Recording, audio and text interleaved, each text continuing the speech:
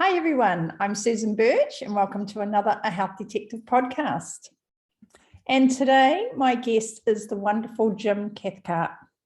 Jim is one of the top 5 award-winning motivational personal development speakers in the world. So I'm absolutely thrilled to have him here and to pick his brains today about how we can use his understanding of human behavior and psychology to help us with our health. He's written 23 books and hundreds of articles. He's been a lifelong student of psychology and leadership. And I think it's fair to say his work has helped people all around the world create better lives for themselves. And I just want to say he's done this while maintaining a great family and personal life. He's been married to his wife, Paula, for 53 years. And he plays in a band. I was hoping I'd see a guitar in the background and get him to, maybe get him to strum something for us. And he's toured the world riding motorcycles. So Jim, thanks so much for being here. It's a treat for me. Thank you, Susan. Yeah. So that was a little bit of a brief summary of your very long, outstanding career. Do you want to start just by telling us a little bit about yourself, and then we'll get into the hot questions? I grew up in the central southern United States in the state of Arkansas, Little Rock, and that's the capital city. And my dad was a telephone repairman, and mom was a homemaker, and my little sister and me, as we were growing up, my grandfather had a stroke and we brought him into our home, and he was in a hospital bed in the first bedroom, the front bedroom, for the last 7 years of his life. And he never moved or spoke for all those years. So poor guy went through quite a passage on his way out. And I was so young, I didn't know anything about what was going on. I just knew he was there, and so was grandmother. But grandmother needed as much attention as he did sometimes. So mom's got her hands full with 2 kids at home, dad on the road, and grandfather and grandmother in the front room. So mom was a little overwhelmed. She didn't know, she'd never been around kids when she was growing up. She grew up as a country girl in Louisiana, southern state below Arkansas. And her dad was gone all of her youth, and she was raised by her maiden aunts, 2 of them, on a farm out in the country. So here she's married and she's living in Little Rock, and she's got 2 kids and 2 elderly people to take care of, and dad's on the road. So she was doing her best to cope and had a heck of a time with it. But it came through it fine. And luckily I turned out fine, I think. At least from my point of view, it seems to have worked. But I didn't expect much. Growing up like that, I expected an ordinary life. And I figured I'd be maybe a middle manager at the phone company where dad worked. He was a repairman and a lineman, but I wanted to work in an office instead. So I figured I might go to college and get average grades and get an average job and live an average life and die whenever the statistics for my gene pool expired. But that's not what happened. What happened was, inside, I always wanted to do something exciting. I wanted to be like my heroes that I saw on TV or in the movies. I wanted to be a cowboy or a soldier or Tarzan swinging through the trees, or some kind of a hero doing something. But I didn't see any way to do that. And then I remember when Elvis Presley became a big deal, back in the 1950s when I was a young kid. And that was a new hero for me. Wow, I want to do what he does. Well, none of this was going to come true, because I was in high school. I was number 176 out of 430 academically in my class. Was not an athlete, so not a scholar, not an athlete. I got along with pretty much everybody, so I was fairly popular, but wasn't the in crowd, and didn't play any sports. So I didn't have the cool factor going for me. And then one day, years later, after I was married, 1972, I'd been married 2 years, And I was working as a government clerk for $525 a month for the Urban Renewal Agency, the Little Rock Housing Authority. And I was an assistant to a man who didn't need help. So I was Bob Moore's assistant, and Bob Moore sometimes would fall asleep at his desk. So that tells you how hard my job was. And I was sitting there reading books on urban renewal, not interested. Read the Bible cover to cover at work in a 3-month period. I had that much time. And then one day I heard in the next room a radio broadcast, which would be sort of the equivalent of this podcast, but shorter. And it was Earl Nightingale, the Dean of Personal Motivation. Now, Earl Nightingale in 1972 was on 900 radio stations all over the world. He was famous. He was a big deal. And I recognized his voice. I'd heard him before. But that particular day, he said exactly these words: if you will spend 1 extra hour every day studying your chosen field, in 5 years or less, you'll be a national expert. In 7 years or less, you'll be an international expert in that field. And I thought, well, extra hour a day, heck, I'm a government clerk. I've got 8 hours a day. So I could probably do this by next week. And then I thought, what do I want to be an expert at doing? I didn't know. The more I thought about it, the less clear that became. And then one day it hit me, I want to do what he does. Well, I didn't know what he did, but I knew it felt right. I wanted to help people grow, but how do you help people succeed when you've never succeeded? How do you become a professional speaker when you've never given a speech and have nothing to say? So I'm thinking, what do I do? Yeah. And then it hit me. He told me the answer: spend an hour a day studying your chosen path. So I said, okay, my chosen field is his personal development. I will become a fanatical student of personal development. And I mean fanatical in the textbook sense. I devoted every spare minute for 5 consecutive years to studying personal development, goal setting, interpersonal communication, time management, critical thinking, project planning, leadership, all what they call the soft skills of success. And as I learned those, I found that the JCs, the Junior Chamber of Commerce, which was a big organization back then, it's like Rotary and Lions and Optimist and the others, but it's for young adults and it's for leadership training. They had a program on leadership training. So I joined a local chapter and I participated in a group discussion on goal setting and personal development.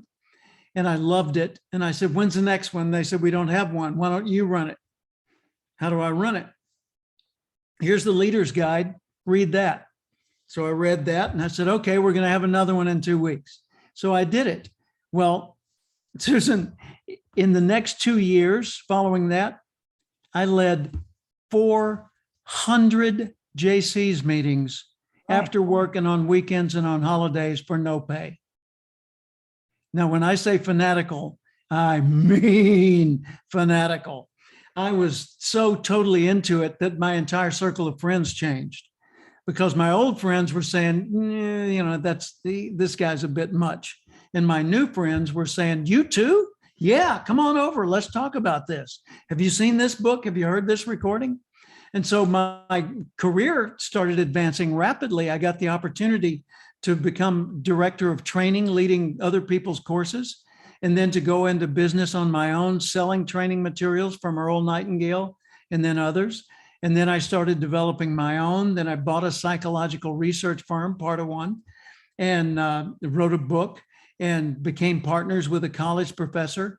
And my business grew and grew to where I was doing 120 speeches a year all over the nation and then around the world. And today I've done 3,300 paid speeches in every state in the United States, every province of Canada, 10 times to Australia, twice to New Zealand, 19 trips to mainland China, Europe, all that, written 23 books, been president of the National Speakers Association, catch my breath, and I've received, thank heavens, every major award in professional speaking in the world. So I've been so blessed, it's unbelievable. Gave you the belief that you could do this? Because I think so many of us can resonate with your story. We feel like we're ordinary people, we live ordinary lives, we come from, maybe, some challenging backgrounds like you did. And yet somehow you managed to get the belief and did it. Well, and most of us don't. Yeah, I didn't believe I could do it. I believed that getting to the level Earl Nightingale was at was beyond reach and not even worth thinking about. But I thought if I can just get into that field and work really hard and for a long time, I'll do well and I'll have an enjoyable life. But what happened was, as I got into that field and I became better and better at being self-aware and then managing myself and managing my thoughts more effectively and eliminating bad habits and replacing them with new ones and getting around the right kind of people and learning and studying and constantly reading and listening to other people who were experts in that field, I found that my own growth just started exponentially expanding and my confidence along with it. And so as I got to each new level, I could see yet another peak that I figure if I work hard enough, ultimately I can climb it. And people say to me, well, what if you had failed? Oh, I failed a lot. Failure is not something that you might do. That's something you will absolutely fail at some things, but you're only a failure if you stay down. Failing is common. It's the practice necessary for success. That's I think it's Charles Ruskin famous for that quote. People have come to fear failure too much. It's the practice necessary for success. But being a failure is accepting defeat as a permanent condition. And I was unwilling to do that. I tell people I knew I would succeed. I didn't know at what level, but I knew I would succeed because I didn't intend to ever give up. And they said, well, what if it hurt? What if it cost more? What if you lost everything? Well, all of those came true. I've lost everything. It's paid way more than I thought I'd have to. I've been hurt and betrayed and crushed in various ways emotionally over the years and been able to rebound. I've had health issues, like I had to have a pacemaker installed at age 62 when I was running mountain trails and feeling at the top of my form, and then fainted one day. And they said, no, you're in great shape. You just happen to have faulty electronics in your heart. So we need to put in a pacemaker. And I said, I'm not ready to get old. They said, no, you can still run. So I put it in. Sure enough, I could, and still went on running mountain trails. And then I had prostate cancer, and I had to have a radical prostatectomy. And that was at age 72 or something like that. I'm 75 now, and bounced back from that. And 12 days later, I was back to exercise full time and still healing, but back to exercise at least. And so I've had financial problems. I've had, those kind of issues, just like everybody else.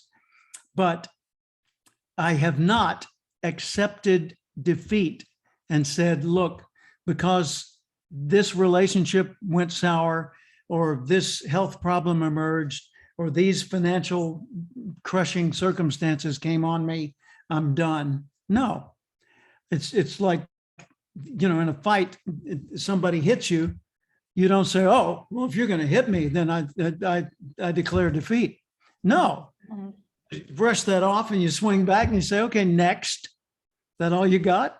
Bring it on. So many people feel really overwhelmed. And do you have a structure, or do you have a system, or do you have any way that when you are, facing defeat, failing, things have gone wrong, that that is your sort of foundation for keeping on going?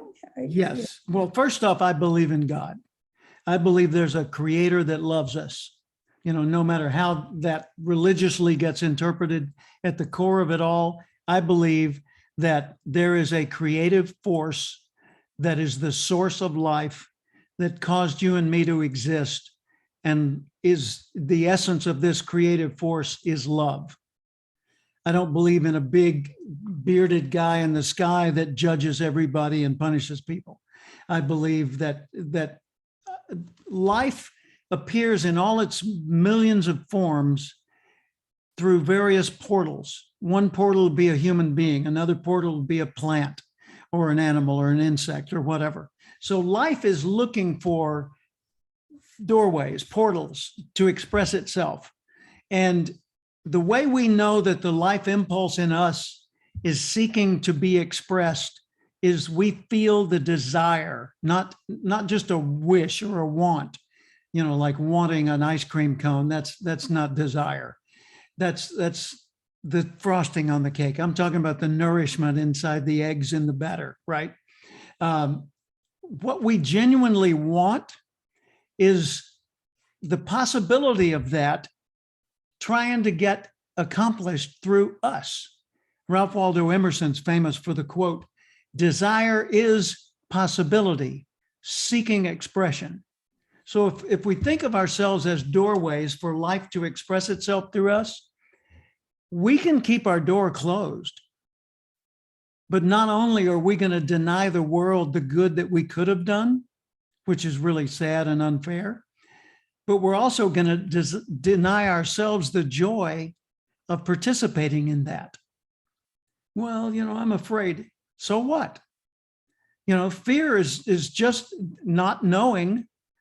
And if you think of fear as not knowing, like you say, well, no, some things you should be afraid of, like pain, extreme pain. Yeah, but if you knew how extreme it was going to be, it wouldn't be nearly as scary.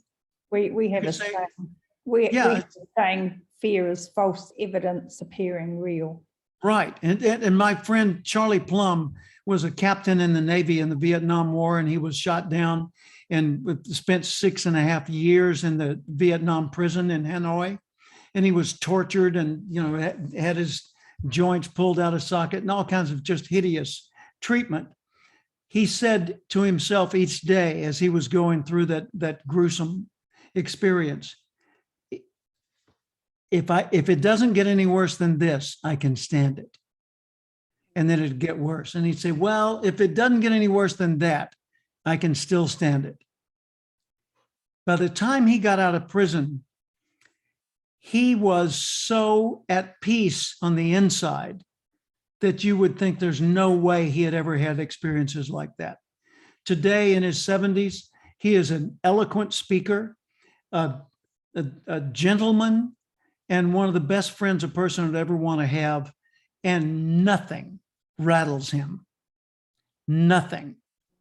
Because inside he knows, that all you got? Ha! You think that's bad. Right? So when it's with me, I recognize that all disasters are circumstantial, meaning they only exist in these circumstances in this moment. That some leftovers, you know, like if you blow your house up with a bomb, okay, that bomb exploded and your house is gone, but the bomb is gone too. In other words, the explosion's over. So now all you've got left is debris. No, you've got the real estate and the debris and yourself and the ability to figure out a way to either move and relocate or rebuild. So it begins again. So you're talking about really having a mindset that can see opportunities and attaches itself to solutions rather than to the disaster. Yeah, I think that humans are problem solvers, that's our highest and best use. And that, well, loving is our highest and best use. But what we do, you know, what's your job on earth? solve problems. Which problems? I don't know. The specialty is different for each human being and the circumstances they find themselves in. When my grandson was 10 years old, I gave him a box full of business cards, and I'll show you one of them. Now, he's 10 years old, and his grandpa comes to school and says, "Hey, I've got a gift for you." And he's thinking it's going to be a toy. No, what grandpa shows up with is business cards. And this business card says Cathcart Institute, my company, Jason Cathcart, my grandson, problem solver. And I gave it to him and he said, "What's a business card?" And I told him. He said, "What's problem solver?" And I told him. And he said, "Well, why me?" And I said, "Because I've noticed that when you see like a puzzle or a broken toy or something, you look at it and think first, and then you put it together right." I said, "So you are naturally drawn toward solving problems. And that's what the world values the most. And they will pay you for doing that." He said, "Well, what's Cathcart Institute?" And I explained the company. Well, by the end of the school day, he had given those cards to about 50 other students. And every time he gave a card out, they said, "What's this?" He said, "It's a business card." "What's a business card?" He explained it. "What's Cathcart Institute?" He explained it. "What's problem solver?" He explained it. So the imprint left on him at age 10 that day was reinforced, heaven knows how many times. And today at 21 years old, the guy's amazing. And he is a problem solver. Whenever I've got an issue I need help on, I feel very comfortable calling him. You know, here I am, 75 years old, running a 45-year established business. I would be quite pleased to call him for business advice day to day, because I like the way he thinks. He doesn't have any business experience, but he knows how to think in productive ways. And that makes him a great resource. And what he does for a part-time job and has done for a few years, he's a math tutor at Mathnasium. So he teaches other people mathematics. And how to solve problems. Yeah. Isn't that something? Yeah. And that is a fantastic story.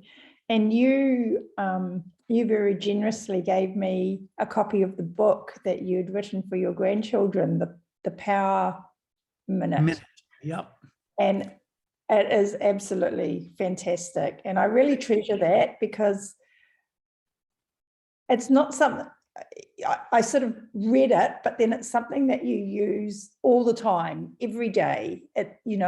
You go back and you ask those questions. And well, and when you look at the way I structured the book, it started out as a bunch of radio broadcasts, 1-minute radio broadcasts.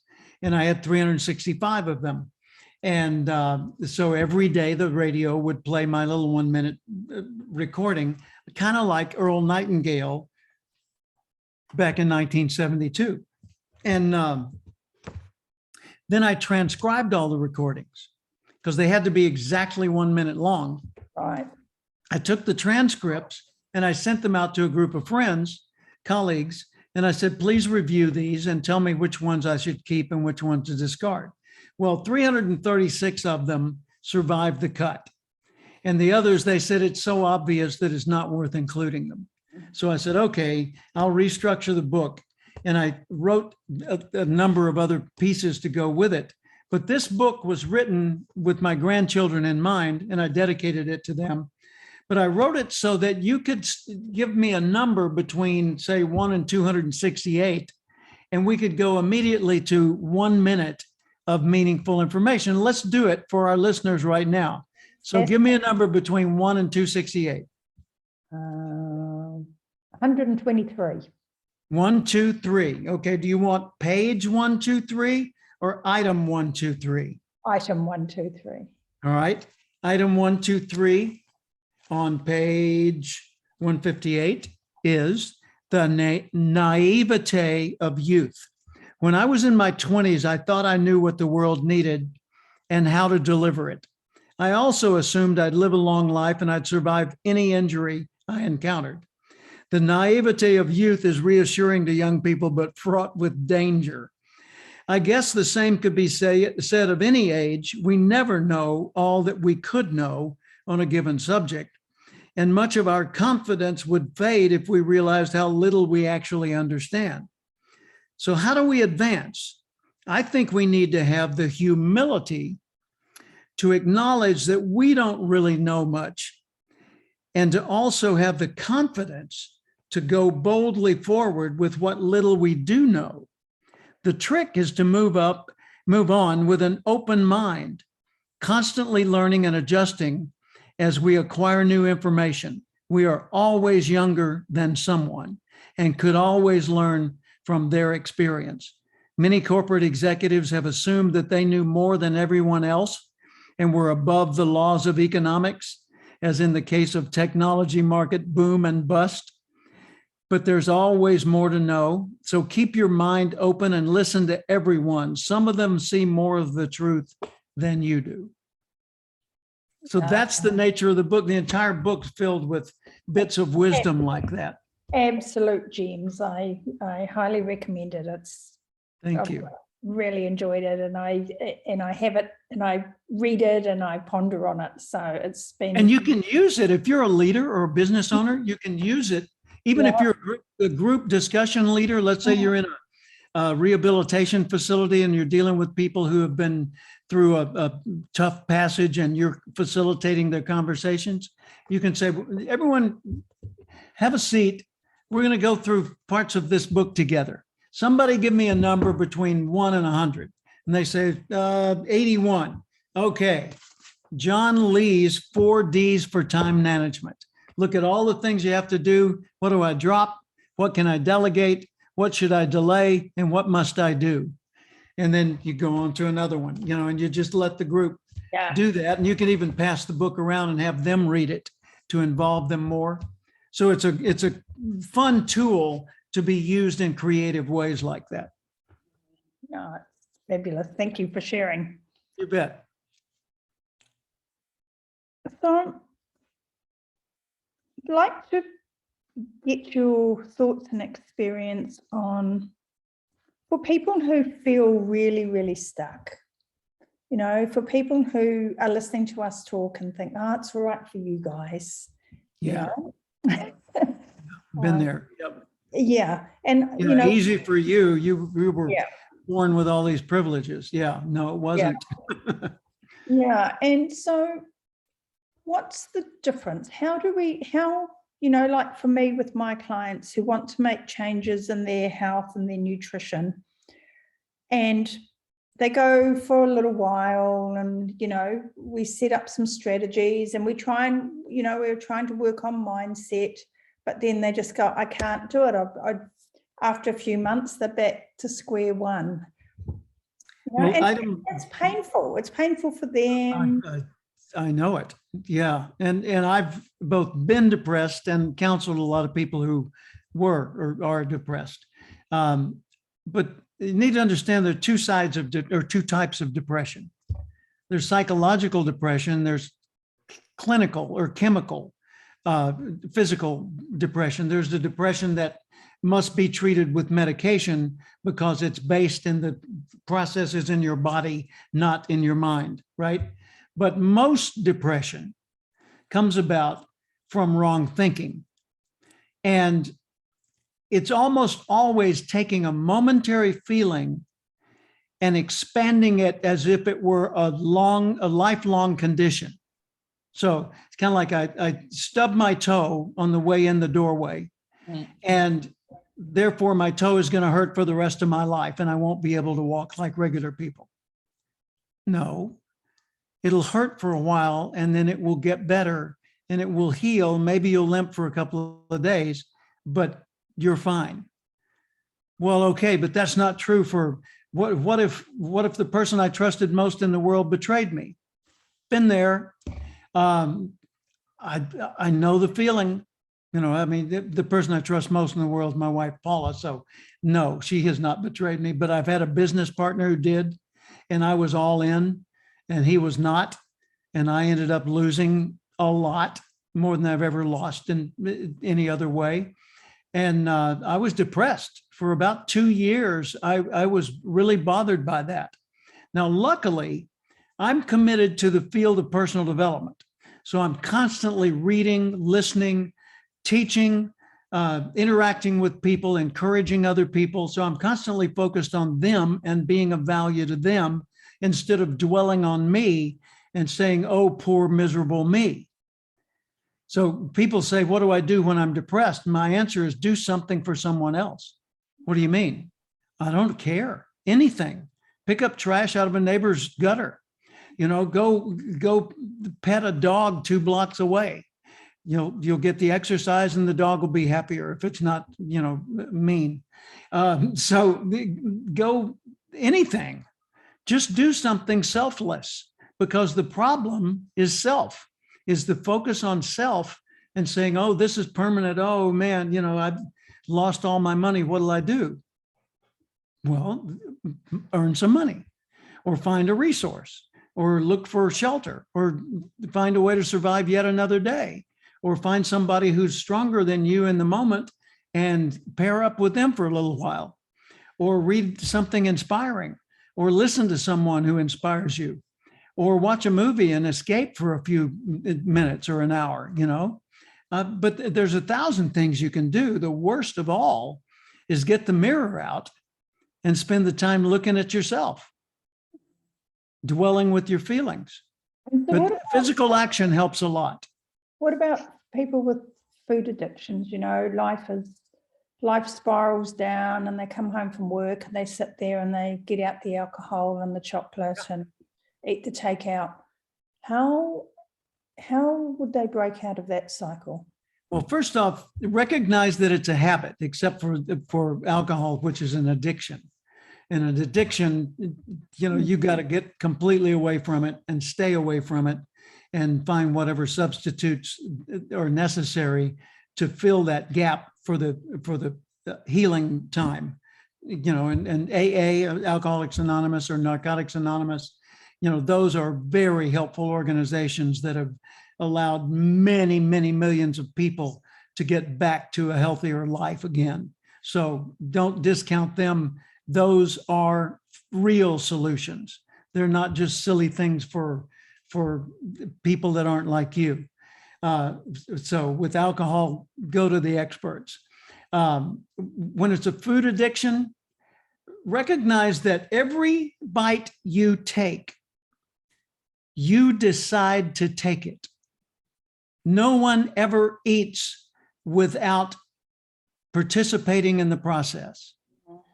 So others don't come over and put Cheetos in your mouth and say, chew. Now you got more coming, right? No, it's you that's putting them in there. So a choice is being made. No, I don't have a choice. The urge is so strong, I can't. No, that's your body telling you that your blood sugar is not at the right level or something. And you could like drink a glass of water and eat a piece of fruit or have some other nutrient, and that urge would go away or at least subside. So it's not that food.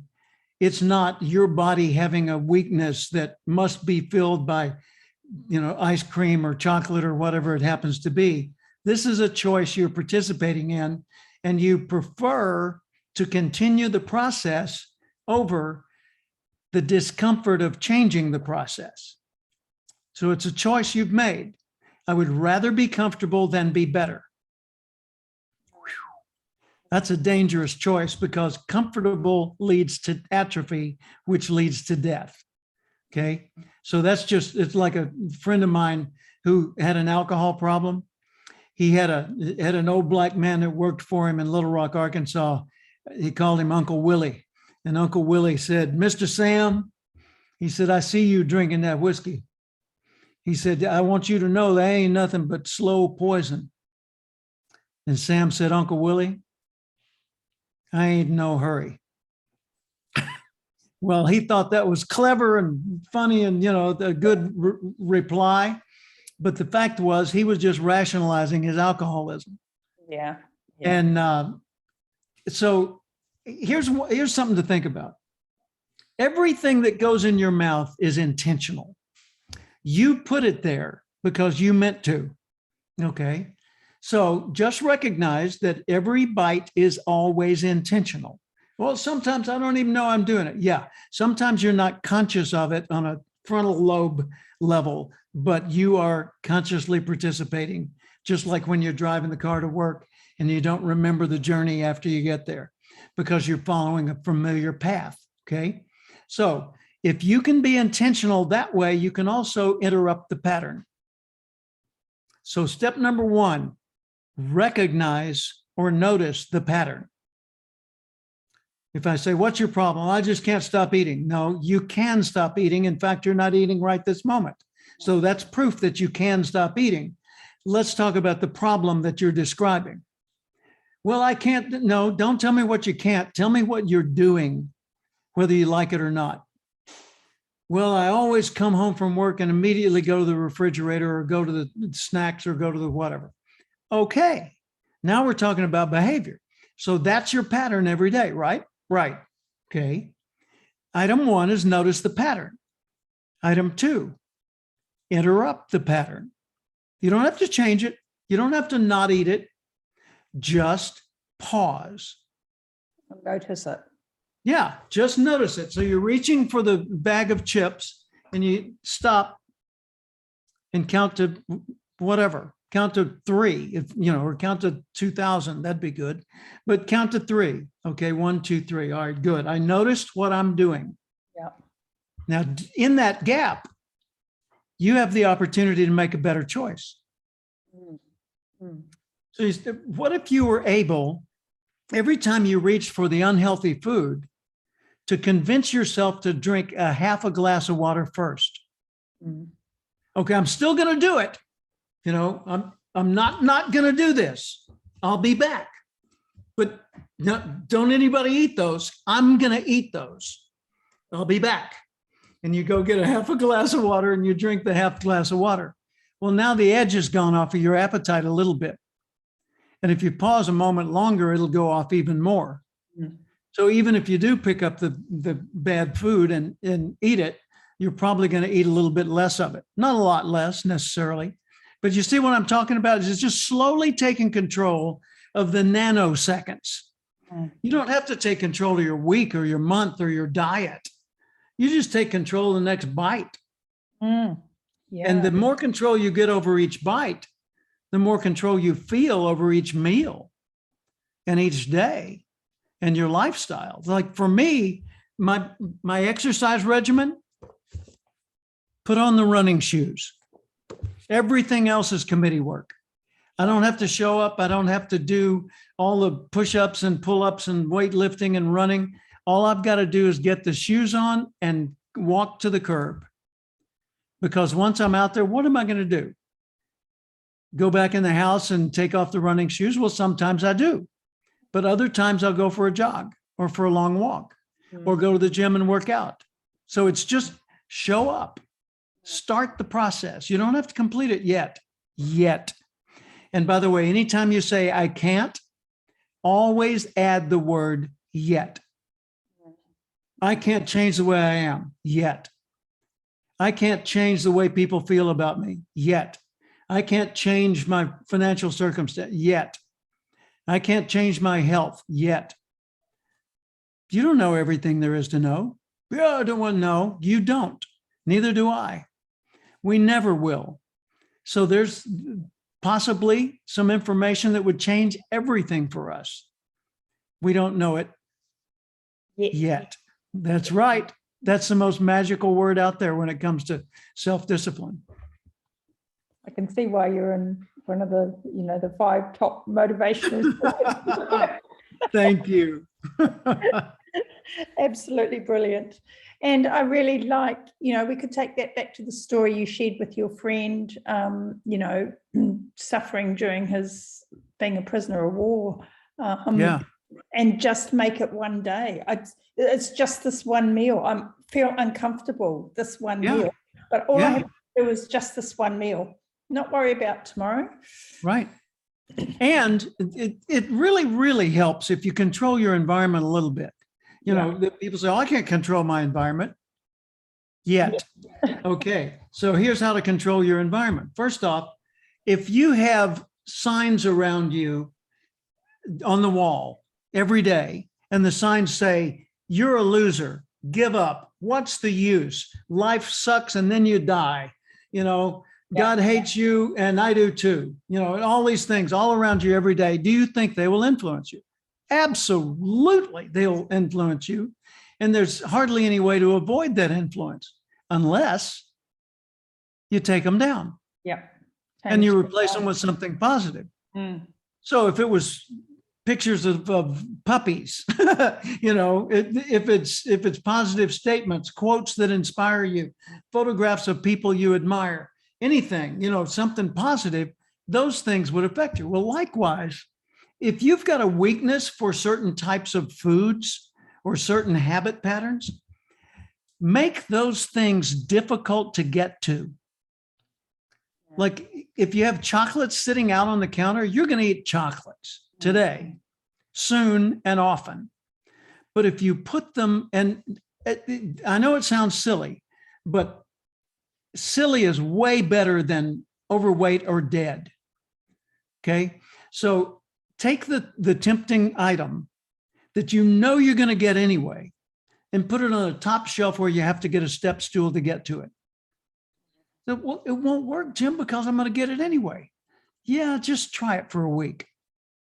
So you put them up there and never take them down. Only get one at a time. It's interrupting the pattern too, though, isn't it? You're having that pause just like you did when you went and had that half glass of water, Yeah. And if you're going to buy, let's say, sugary soft drinks, never buy more than a 6-pack.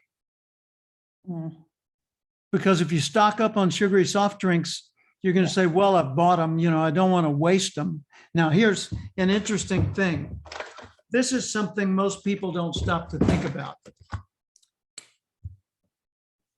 There are 2 ways to waste food.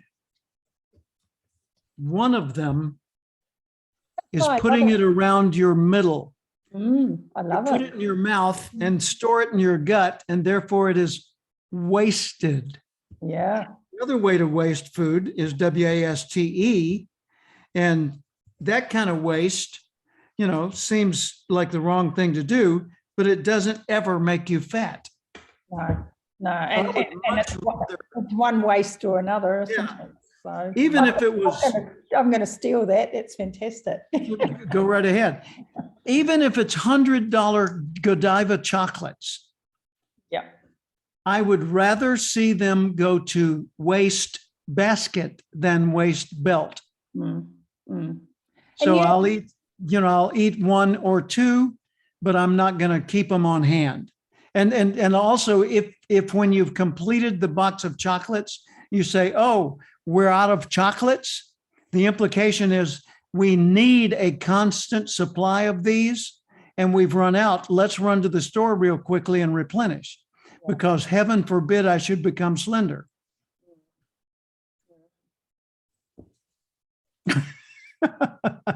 And by the way, you don't need to lose weight. If you become slender and you behave like a slender person, the weight will go away anyhow. And that gets me into, that leads perfectly into the next question I had for you, which is about how do we set our thinking up each day? I've heard you talk about, think about the person you want to become. What does that person need to do? That's right. This is a mouse pad. Remember those? Oh, I do. Yeah. Well, I had mouse pads developed for one of my books, The Acorn Principle. And this one shows an oak tree with an acorn in the foreground. And the acorn is asking the question, how would the person I'd like to be do the things I'm about to do? So in other words, how would the oak do this? Not how would the acorn do it?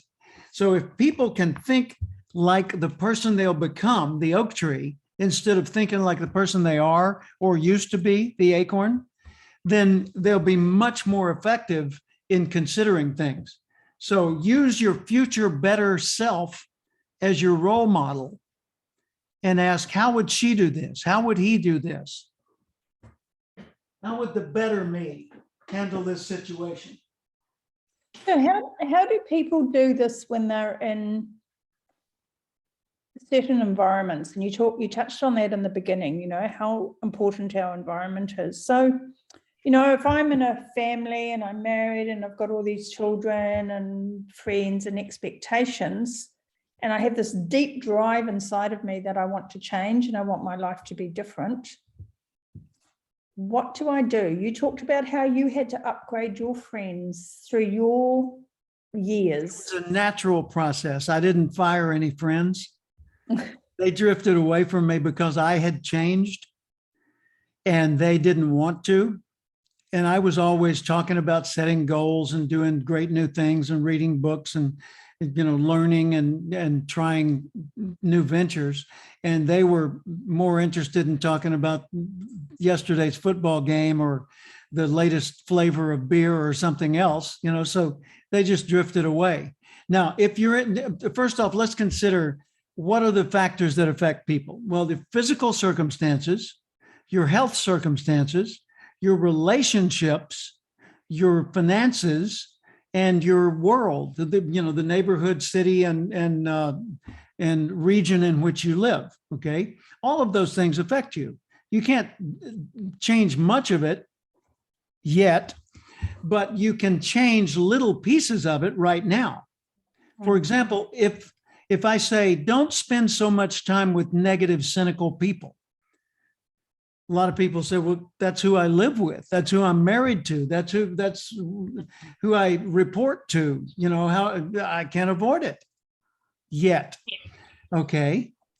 So I didn't say get away from them. I said spend less time with them.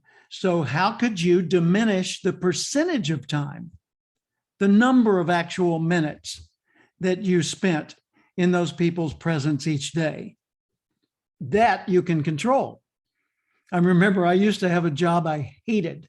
I was a bill collector. I was in my 20s and I just hated the work because everybody I called on did not want to hear from me. And they considered me their adversary or their annoying judger, you know, the person who was judging them. And that just bothered me a lot. And no wonder I got into professional speaking and this kind of business, because now everybody wants to hear from me and they applaud at the end, and, you know, very different reaction. But back then I was miserable on the job. I could do the job, but I didn't want to do the job. And I remember sitting in the office surrounded by a bunch of bill collectors with a boss who didn't trust me. And so he would listen in on my phone conversations surreptitiously, although I knew when he was listening, I could see it. So I just felt not valued and forced to do things. So I would go to the restroom and not need to use the restroom, just be in the restroom for like 5 or 10 minutes, just to let the pressure go away. And then I go back to work, because I wasn't doing it, you know, for so long that it was irresponsible of me. I was just doing it to manage my own emotional State. Yeah. And wow. But then when I got into this field, boy, it was like they removed the roof and I could fly. So that's the thing. You can control percentages. You can diminish a little bit. You can add yet to just one sentence today, and 2 sentences tomorrow, and 3 next week. You know, no progress is, no journey is ever completed in one leap. It's 1,000 steps. Which step can you avoid? Well, none. They're all essential to get you there. So, okay, do the first one. What if I don't do the second one? Well, you're closer to it. Yeah. Why go back? And it's like even tiny shifts can make such a huge difference on how you feel and your emotional state and your mental state. Yeah. I used to say when I would do something well, now I used to be fat. I weighed 52 pounds more than I do now.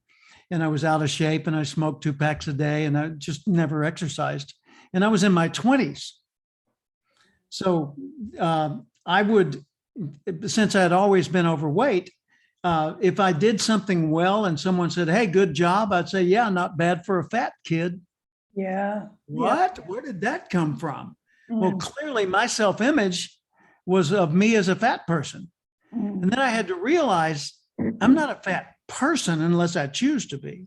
I can have a fat body, but that's a temporary circumstance. Because if I had no more food, my body would turn to a tiny little skinny body and then die. But so I'm not a fat body. My body is fat momentarily. But if I'm a fat person, even in a skinny body, I got to find me some lard, because we got work to do to get me fat again. And I've seen people who have had the gastric bypass surgery where their stomach was stapled, and they systematically, intentionally became fat again over time. Wow. When you think of how radical that is, I've seen that and many the fact times. that they're suddenly slender within a couple of months of the surgery, then for them they're not slender inside. That's they're not right. slender emotionally. They're saying, I am a fat person. What am I doing walking around this slender body? I must repair it to get back to where I'm me again. And so they go right back to the unhealthy patterns. So the patterns are always our choice. And we need to recognize, yes, that some of those patterns are so strong that it's hard to change them. So don't try to change them, interrupt them. And just insert one little different behavior until you've inserted enough of those that the course of the river is starting to change, because now the force of that entire river is not going there. Only a portion of it is, because you've changed just enough to redirect the current and you can go toward a new you. There's a book I highly recommend called The Power of Habit by Charles, I think it's Duhigg, D-U-H-I-G-G. But it's The Power of Habit. It's a yellow book cover. And he talks in there about how the neural pathways in the brain for habits can be actually physically observed with a microscope.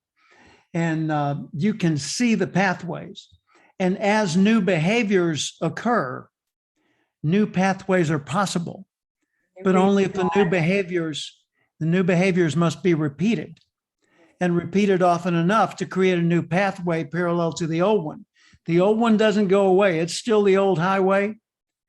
But if you're not driving on the old highway, it goes into disrepair and the new one gets all the traffic. That's what you're trying to do inside your brain with each positive act. I think what you've touched on there has been so important, particularly about, I see so many people who lose weight and really improve their health, because I'm not so much worried about weight unless it's waste. Yeah. But it's about being healthy and vibrant and having the energy to get out there and live your life. And they do that, but in the words they speak are always about, when can I go back to doing what I was doing before? Like, can I lose? That's the old self. Yeah. Can I lose this now? And then I'll do what I was doing before. Right. But I won't put it back on, Good luck. Right. Yeah. It always returns. And you can think of it like the former you, the lesser, the acorn. Here you are, the oak, and you've got the possibility of being a mighty oak for all time, but you're just beginning that process. And you keep saying, how would an acorn do this? In other words, let's go back to the old dysfunctional form of me. And let's think, how would she do this? How would he do this? And doing that will guarantee you a return to the old ways. So you got to just keep reinforcing the new, the better you, and just say, I am becoming slender. And so your goal is not to lose weight. Losing weight will be part of the process, but the goal is to become a slender person, and then ask yourself, how do they think about food? How do they eat? What size servings do they take? What's their attitude towards second helpings? You know, how do they spell waste? Yeah. Because all food, 100% of all food goes to waste. We get to choose which. It's probably a great place to leave it. I think we've done our hour. That's gone very, very quickly. Thank you. very Yes, it much. has.